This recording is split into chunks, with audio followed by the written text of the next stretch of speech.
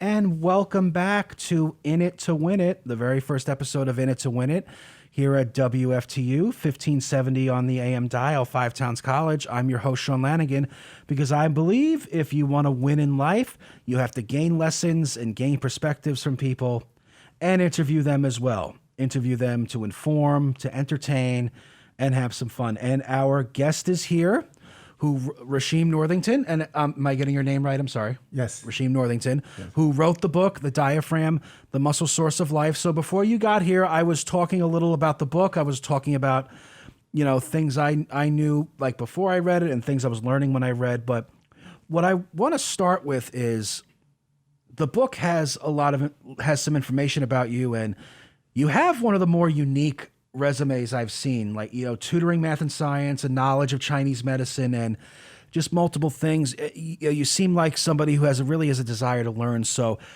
why don't you give the listeners a brief background of, everything that you've learned and how you came across all the benefits of the diaphragm muscle? Oh, well, that's pretty much a long story. Hello, everyone. It goes back to my Qigong training. It had to do with me understanding and learning biochemistry. So a lot of training I've done, physical training, mental training. I began to think eventually, after the passing of my teacher, my Kung Fu teacher, about the nature of the diaphragm. For some reason, I think it had to do with because I used to run at the time. I noticed that my diaphragm worked very hard, but it never quit, which is like what the heart does. So that really intrigued me to find out what is this mystery about the diaphragm. So from that moment, that led to a desire to research this more, Yes, because I actually asked my teacher when I was in massage school about why does the diaphragm not get tired if it's not cardiac muscle? Right. He said, it is a skeletal muscle. He's like, oh, I get what you're saying. He's like, because it doesn't bear weight. Okay. So therefore it doesn't fatigue very easy and it recovers very quickly. So then I took that into account. Okay. And then as I started I went back to the basics of my Qigong training, where you do a lot of static postures, which doesn't engage the other muscles. So you have to really breathe in order to hold these Qigong postures. And I noticed that the only muscle that apparently always increases engagement and physical activity was the diaphragm. Because if I'm holding these static postures, my legs aren't involved, my arms aren't involved, so they're not engaged. But the diaphragm has always been engaged and increases its engagement the more I needed oxygen, energy, strength. Right. And then shortly after that point, it just hit me like, wow, the diaphragm is that significant that I started to think it doesn't get as much credit as it deserves, as it's so frequently overlooked. Yes, that was definitely one of the big takeaways I got from the book. And I was telling a story before you arrived, and because I'm a broadcasting student and we learned a lot about voice and voice projection. I took a voice and diction class last semester, spring of 2020 semester, actually. Professor Ronald Land, he's very good, very intelligent, very well versed, and he took us to like a theater room.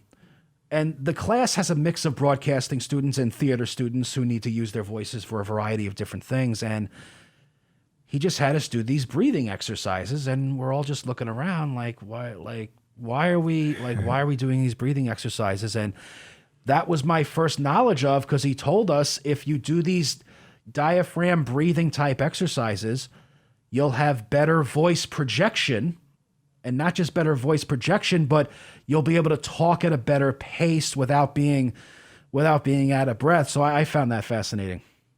Yeah, because actually when you do speak, you have to kind of exhale. Right. Which yes, comes from the function of the diaphragm. So when you have a strong diaphragm or more engagement in the diaphragm, it definitely would influence a stronger voice. And you mentioned how, the diaphragm does not get a lot of appreciation. So when I was younger, I often heard that, lungs were the main issue with breathing. And I guess sometimes with life, if you hear something enough, you assume it's true. So why do you think people just heard about the lungs? I mean, I'm assuming, I don't know if doctors learn this in medical school or not. Like, do people just hear about it because I guess there wasn't enough research or awareness on the importance of the diaphragm to the lungs. I definitely think so because there's a lot of information about other parts of the body, like Sure, lots sure. of detail, Right, right. very impressive detail, but not so much about the diaphragm. Even when it comes to the lungs, yeah, you feel the air in the lungs, but people don't necessarily feel that it's coming from the contraction of the diaphragm itself. And they just take the lungs as being a separate entity of getting this air and oxygen from the atmosphere, but it has to work in conjunction with the diaphragm, and that's not really focused on or observed or acknowledged. Did you learn this before or after your career in the Marine Corps about the diaphragm? Oh, this happened after. This literally Okay. probably occurred, I would say 2019, I would say I came to the realization of this. And then I started just writing down my ideas. Sure, sure. And as I wrote my more ideas and read them, they started to really make a lot of sense to me. Then I checked with other people. I presented to other people who I thought were knowledgeable, and their opinions were like, that seems pretty interesting. I didn't think of things like that. They're like, I'm curious to see where you take this. So I kept writing and writing, and it just felt so right to me. So I just kept continuing, and then I didn't have anybody outside to really verify this for me. Like, yeah, Right, right. So I was like, all right, I'm going to stick my neck out there, but I think this is pretty accurate. And that's how it started to take off from there. And I was always like to announce that once my mom told me, finish what you're writing and publish it. She thinks it's good. Then that's when I really put lots of effort into quickly gathering all the information I know about the diaphragm and its application to the body to get the book written and get it out there. So that's a great thing. It's a great thing your mother said. Finish it, get it published. That's really cool. Yeah, otherwise I was really nervous about it. 'Cause like I said, it's me sticking my neck out, and Sure. this is new to me. I didn't expect to write this book. I didn't plan on it. So when it happened, I was like, what am I supposed to do now? They go, no, finish it. Take me through the steps of how you got the book published and who you had to reach out to. Oh, once I wrote majority of the book, I started to, I guess, reach out to publishing companies. Sure. And they got back to me, and they wanted to see what they call the manuscript. And of course, they also ask you about it over the phone just to get an idea of what it is. And then they tell you, based on like the originality and other concepts of what criteria they use to be willing to publish the book. So I did that. I sent it to about 4 publishing companies, and they all were interested in publishing it. And they all had contracts, Okay. but I could only choose one. I mean that's a great position to be in, though. It's a great position to be in to have your pick. Right, and it was also great to hear from all of them. Like, we have Sure. good news for you. We want to publish this book. Right, You know, right. that was really reassuring when I heard that. Yeah, but moving forward, I do have a second book Okay. I'm working on Sure. to get out, in addition to more material about the diaphragm and its other relationships to other functions, other systems in the body. So that's being worked on currently as well. Okay. You targeting a release date yet, or is it still in the very early stages? And Very early stages, because I have to debate what I'm going to actually include, and maybe other things I want to include. Will it need a third book? Because I don't want to have a book that's overwhelming, just got so much information in there. right. Because the diaphragm function exists across a lot of disciplines, where it comes from physical training, exercise physiology. It all applies. And if you bring it down to biochemistry and what oxygen does to tired muscles or for tired muscles, Sure. if anything is related to oxygen delivery, then the diaphragm is something necessary to be present and functioning. When you wrote the book, you broke it down into certain chapters, and did you have like a favorite body part that the diaphragm, I guess, maybe not what fascinated you the most? Like the diaphragm with the heart, the diaphragm with the brain, the diaphragm with the lungs. What stuck out to you as your favorite, I guess? I think it was the diaphragm with the heart, and the The heart. diaphragm with the immune Oh, system. the immune system. Okay, sure, sure. Yeah.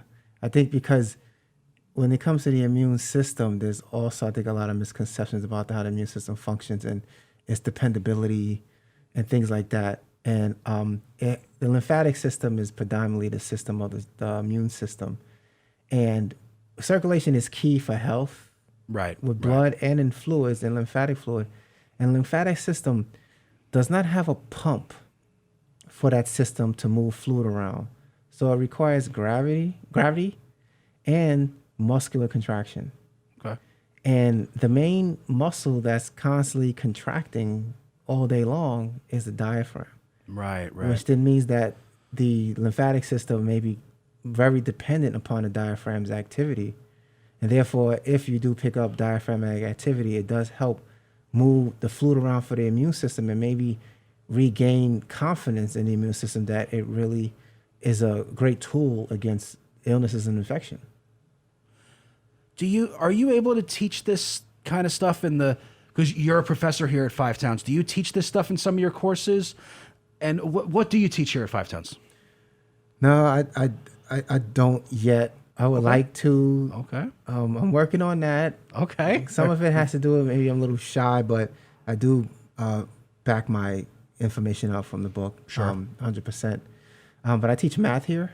Okay. Okay. But also I'm very diverse, so I have a background in biochemistry, which I would say is my first love. But math is very fun and enjoyable for me. But that's what I teach here, math. Well, that's good. I mean, math, there has to always be math jobs out there because like multiple companies like need that kind of stuff, or multiple businesses, Yes, for sure. Math was never my strong subject, unfortunately. History came very natural to me. Yeah. But I noticed you have a background in Chinese medicine. Yes. How did your interest grow in that? I was introduced to that when I was like a teenager. Okay. And at first I was introduced to it as a martial art, more, just fighting. And, as I was young and testosterone and I like to fight and like physical training and everything. But as I got older, there's also a health side to it. They talk about yin and yang, like there's always like a yin and a yang Right, side, where the right. yang side is the martial art. As I got older, I started to see the importance of the health side, which they call like the yin side, when it came to Chinese medicine. And because I was so heavily involved in it and followed it, a lot of things I learned from it and read about it made sense to me. And some of the things I did experience myself to also help me like back and support up what it's saying and doing. And I think that is really the ultimate path that took me to the realization of the power of the diaphragm. I would say there was something my Kung Fu teacher knew that I think he was holding out. And I think this was the key. And he passed away without, conveying it, but I think this was the secret that he was aware of that we didn't know. What's the simplest way that people can do these type of exercises? Is it like, as I was reading, is it like, sitting in a chair and, one hand on the stomach, one hand on the chest? What do you, for people listening, what's the simplest way to do these like types of exercises? Yeah, when it comes to the hand on the chest and on the stomach, my issue with that is the diaphragm's function doesn't really require that. Okay. And the diaphragm function is supposed to allow you to do things unhindered as long as your diaphragm is engaged. Right, right. So a requirement to contract your diaphragm to its maximum potential does not require the hand on the chest and the hand on the abdomen, in which you see the expanding. Because no matter how much your stomach can expand or not expand, no more air will enter your body when the diaphragm is at its contractual limit, whether your hand is on the stomach or not. So as people will be aware of how to take deep breaths, those are the breaths you just need to take. And it doesn't require the hand on the chest and the stomach because you want to just bring the diaphragm to a contractual limit.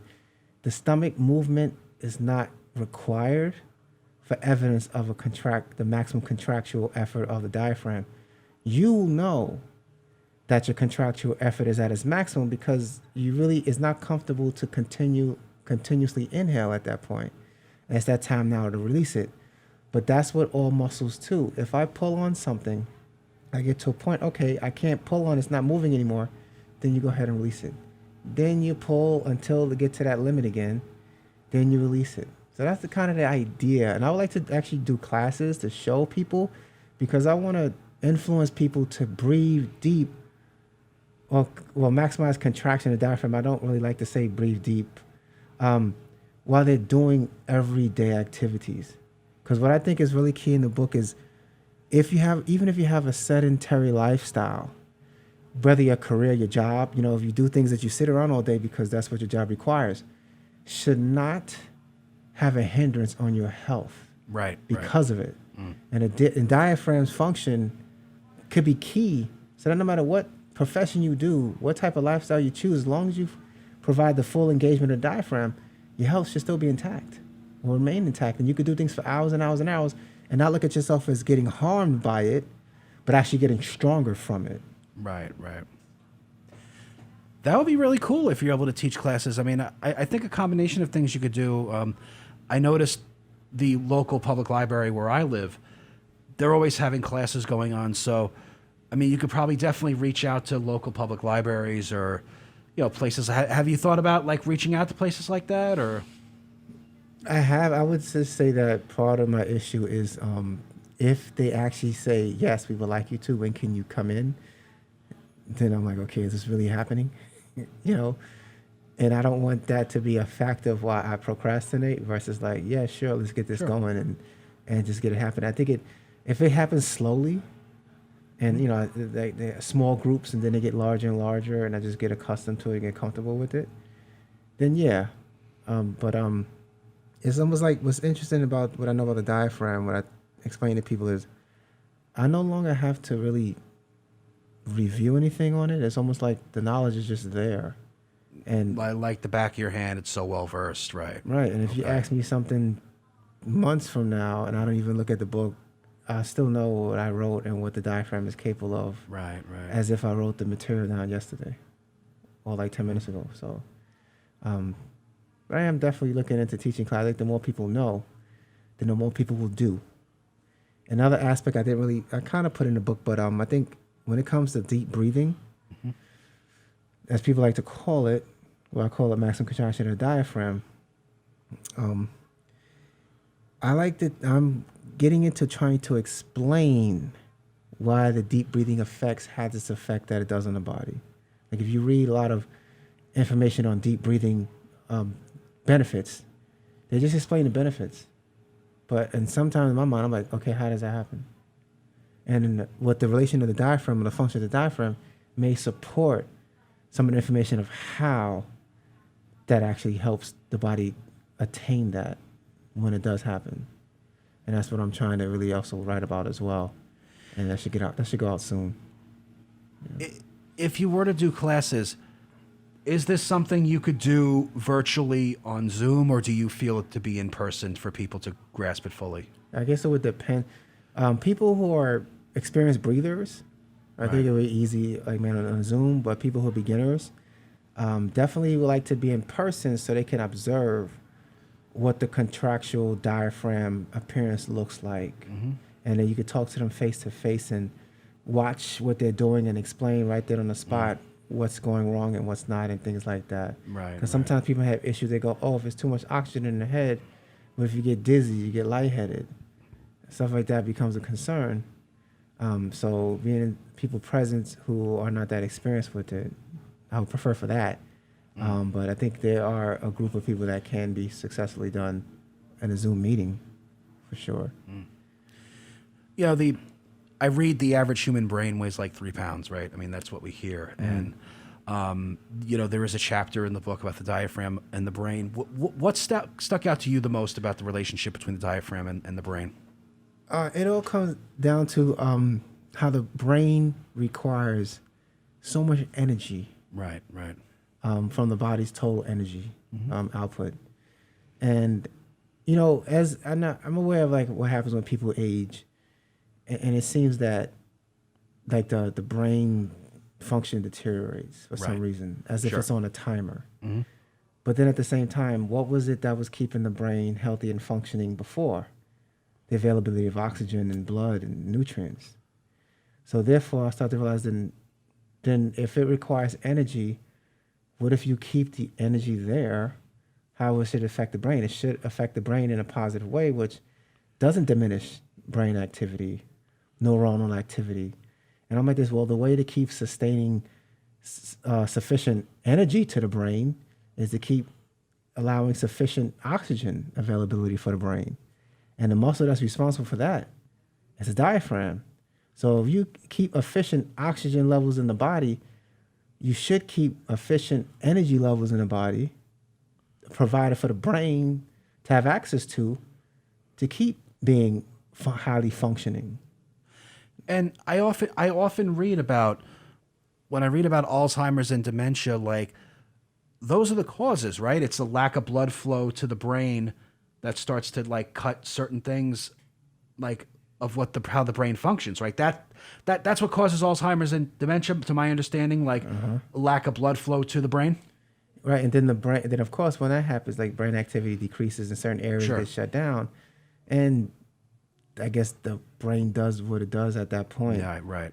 And if I usually like to see if any ailments are caused by some sort of deficiency in blood and oxygen availability, that becomes the diaphragm's responsibility, because that is the main muscle, really the only muscle that efficiently pumps blood to the heart, that allows the heart to efficiently pump blood back out. I mean, other muscles push blood back towards the heart, but it's really the diaphragm that really pushes that blood into the heart, which is the difference. And there are a lot of dangers to poor blood circulation, and some of the health. What are some of the health hazards that stick out to you? You know, what bad health things could happen with poor blood circulation?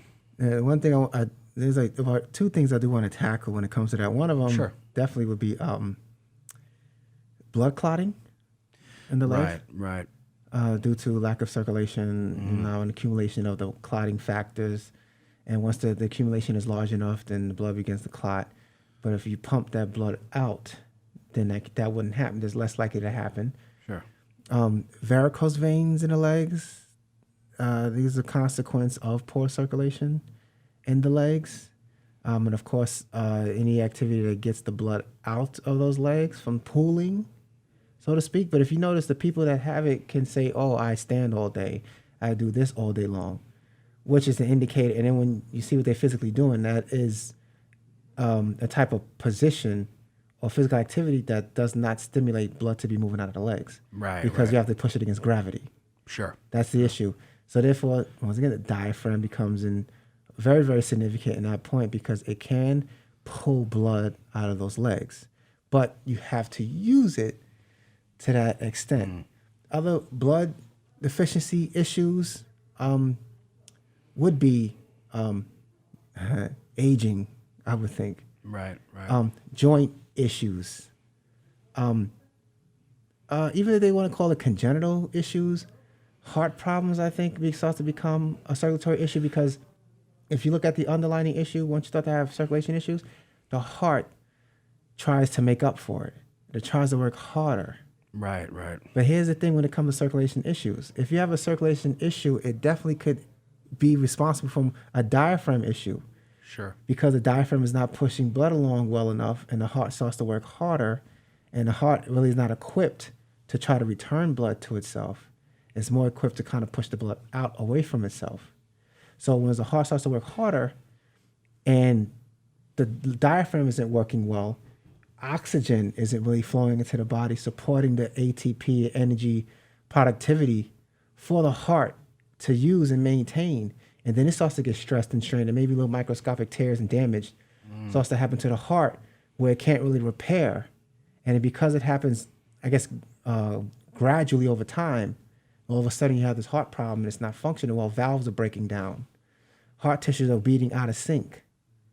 So I think that's also an indicator of poor, blood circulation consequence.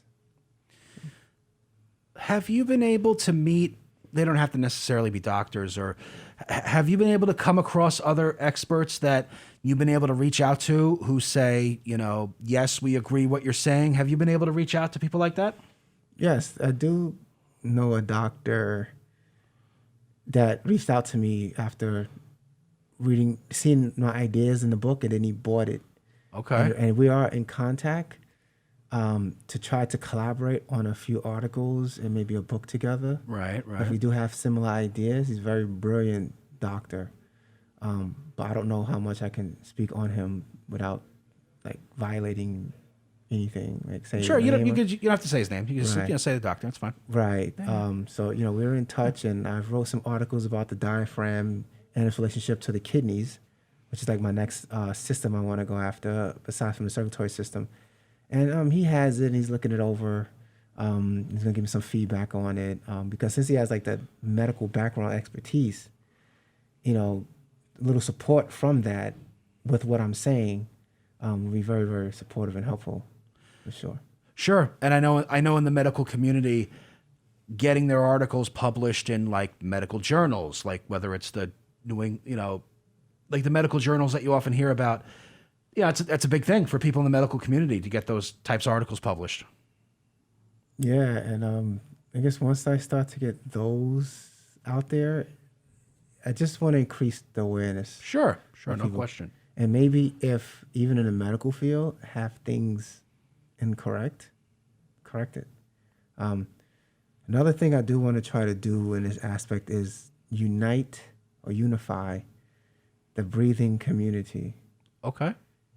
Through the central effort of the diaphragm. So I guess once that starts to happen, enough word goes out, and I can speak with breathers, conscious breathers, yoga breathers, and sit down and we can explain the diaphragm's role in all of those things. And that's something I'm also looking forward to. And also like to consider myself the diaphragm master, diaphragm strengthening coach. Like I said, I look around, I don't see much material in reference to the diaphragm with all these things. And it's that little bit that the diaphragm does that causes everything in the body to be possible. You look at the heart, and the focus is on heart and lung strength. But if you look at it, the heart and lung strength really comes from diaphragm strength, because if you look at it, they tell you exercise for healthy heart and lungs. But then what makes the lungs healthy? The constant expansion and contraction. That can't happen without the contraction and relaxation of the diaphragm muscle fibers. When it comes to the heart, as it picks up, right? What happens is the diaphragm starts pumping blood back faster to the heart, allowing the heart to sustain that rhythm and get stronger and healthier over time, because the diaphragm is providing enough oxygen and blood and nutrient availability for the heart to maintain and get stronger over time. And then when they say, well, when you do deep breathing exercises, the heart rate slows down, making the heart function more efficient. And when it works more efficient, it actually gets stronger as well over time. So I think the focus should go into the diaphragm. Right. And even if they say something like, oh, when your heart stops, that's it for life, I think they might need to take a look at what's going on with the diaphragm at the moment the heart's about to stop. The last thing I'll add is that, people love documentaries, and you could always make a documentary, You ever thought of that? Maybe. The thing is, I guess I have so many different, like this diaphragm thing is so broad, and there's so many different things that I'll never say I'm overwhelmed with possibilities. It's just that I like this. This is like an ongoing thing. I don't think this is ever going to end. One thing I actually like to point out, go ahead. I've been asking people lately about, I would try to compare the diaphragm function in the human body to a car. Okay. And I would ask them, what does a car need to run and power up and turn on? The key, you get it. Fuel, air, the fuel-air mixture, and a spark. And once that spark happens, boom, well, this energy, consistent energy is created spontaneously, and it kind of keeps creating itself. So if you look at the diaphragm, is the function of the human body similar to the function of a car? Well, what's the air mixture? Well, air we pulling from the atmosphere. How does that enter the body? When the diaphragm contracts, instead of air rising, air is pulled down into the lungs, which is unusual because air is supposed to rise, right? Liquids are supposed to fall. When the diaphragm contracts, liquid rises as the diaphragm compresses the vena cava and the blood rises up to the heart. So therefore, the blood and the air from the atmosphere meet in the chest. At that point, there's your air and fuel mixture. And the spark comes because once the blood and air is present, and oxygen is present, ATP starts to be formed. And ATP binds to the glucose molecule, jump-starting a reaction to start producing energy. So there becomes your air-fuel spark mixture, but it only happens when a diaphragm contracts, which makes the diaphragm's function extremely significant to keep the body powered up and functioning. Then I also try to say, once the energy spark is created there, it moves it to the heart, and then the heart spreads it out to the body. But it's generated in the center. But that's just talk. No question. I can't thank you enough for coming on today for the debut episode. And this is a great episode. We appreciate you having you on. And thank you. If you ever wanted to do maybe not a full documentary, but if you ever wanted to do a quick interview, we have a mass comm department here. We have an online magazine called the FTC Record Online, where we publish content. If you ever wanted to, if you had any ideas, you can contact the mass comm department or somebody like that if you want to put something together. So, Rasheem, thank you very much for coming on. And do you have any last closing things you want to say? Oh, you're welcome. But I definitely do and would like to work with the mass comm department. Okay. On articles and information to get out there. But at the moment, I would say just thank you for having me on. Okay. Like I said, there's more work in the diaphragm function that I'm working on. And I'll still keep working to try to get the word out there about the importance, function of the diaphragm. And then I'll see what goes on from there. But once again, thank you for having me on, and I greatly appreciate it. Oh, you're welcome. You're welcome anytime. Thank you for coming. You're welcome. And that concludes the debut episode of In It to Win It. Thank you very much for joining us. I'm Sean Lanigan from WFTU 1570 on the AM dial. Tune in next week, everybody.